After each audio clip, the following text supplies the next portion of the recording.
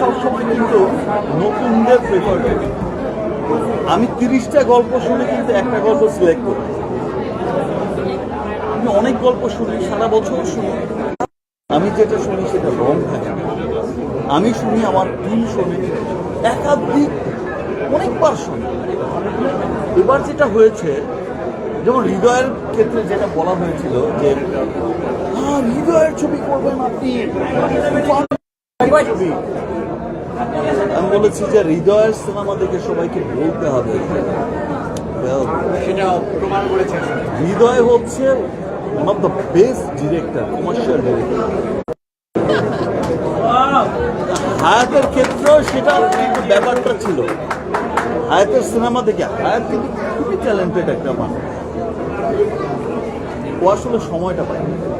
Seriously বললাম, ও যদি সময় পেত, আমিও যদি সময় পেতাম, আমি এই ধরনের মানে কোথায় প্রবলেম হচ্ছে? প্রবলেম হচ্ছে সাউন্ডে, প্রবলেম হচ্ছে প্রবলেম হচ্ছে কালারে, টেকনিক্যাল ইস্যু।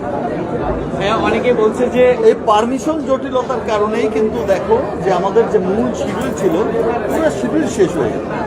তারপর যা করেছি আরেকজনের কাছ থেকে চেয়েছে এনে শিডিউল করেছে, এবং আমরা ডিটেলিং আসলে শুট করতে পারি। নিশ্চয়ই আমরা পরবর্তীতে হায়াত ভাইয়ের অন্য কোনো কাজও নিশ্চয়ই পাঠিয়ে দেবে নিশ্চয়ই। মানে অনেকে সন্দেহ করছিল বা বলছিল আসলে শাকিব খানের পরবর্তী কাজ হায়াতের সঙ্গে না হওয়ার জন্য, কেন হবে? সেটা আরো ভালো করে কাজ হবে। আমি হায়াতকে দেখেছি, আমি আমার কাছ থেকে দেখেছি, অনেক ভালো ছেলে, খুব ট্যালেন্টেড একটা। দেখো, এটা আমরাই বুঝে গেছি। আমার প্রথম কোনো সিনেমা যেটার আমার শুট করতে হয়েছে ঈদের আগের দিন পর্যন্ত, গান শুট করতে হয়েছে, এই ম্যাডামের সাথে গান শুট করতে হয়েছে ঈদের মাত্র বাকি একদিন, গান রিলিজ হবে কি এইভাবে, মানে এইরকম ভাবে শুট করতে হয়েছে। তারপরে যে ম্যাডামের সাথে গান করছে, এই পরিগানের সময় একদিনে কিন্তু এক শিফটে গান নামাতে হবে। কারণটা কি? টাইম তো নেই, গান তো রিলিজ তো করতে হবে। একদিনের গানও ম্যাডামের গান তো ম্যাডাম তো করেই হয়ে গেছে। শাকিব আমরা সব কাজ নিয়ে প্রশ্ন বলার একটু যদি জানতে চাই যে ব্যক্তি শাকিব খান একটা বিষয় এবং তারকা শাকিব খান একটা বিষয়, জানতে চাই যে ব্যক্তি শাকিব খান তারকা শাকিব খানকে কীভাবে মূল্যায়ন করে?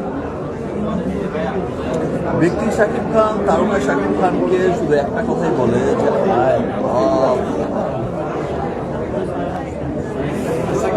একটু জানতে চাবো, দীর্ঘদিন ধরে ইন্ডাস্ট্রিতে কাজ করছে, কারণ একটা জিনিস বলি যে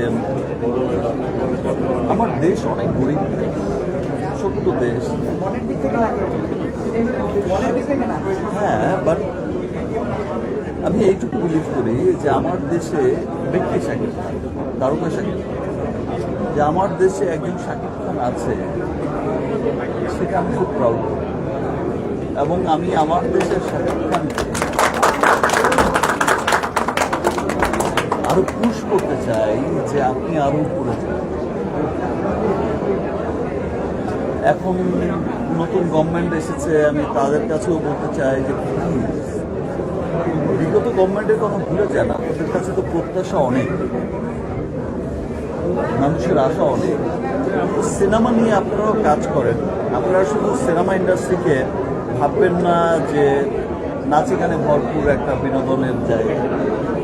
একটা সিনেমা একটা জাতি গঠনে, একটা সমাজ, একটা পরিবার গঠনে সবচেয়ে বড় ভূমিকা পালন করে। এবং সিনেমা কিন্তু